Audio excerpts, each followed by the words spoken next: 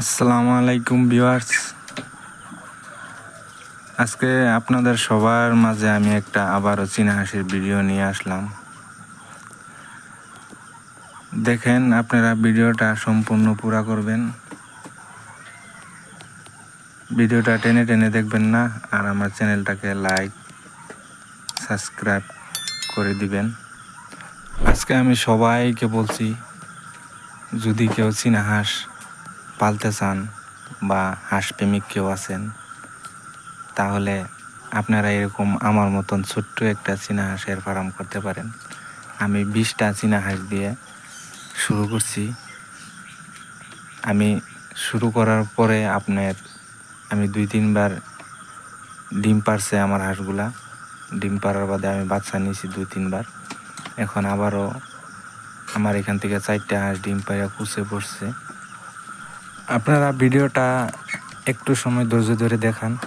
আমার চীনা হাঁসগুলি 4টা চীনা হাঁস কুচে বসাইলাম, আর এইখান থেকে আমার আরও 2-3টা হাঁস ডিম পাড়তে আছে।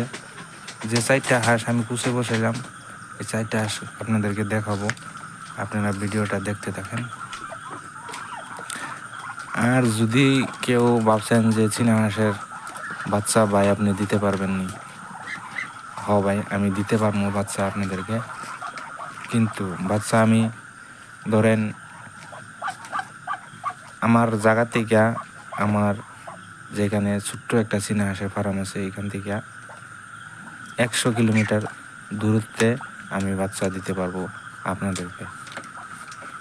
যদি কেউ বাচ্চা চান তাহলে আমার স্ক্রিনে দেওয়া নম্বরে আপনারা যোগাযোগ করতে পারেন।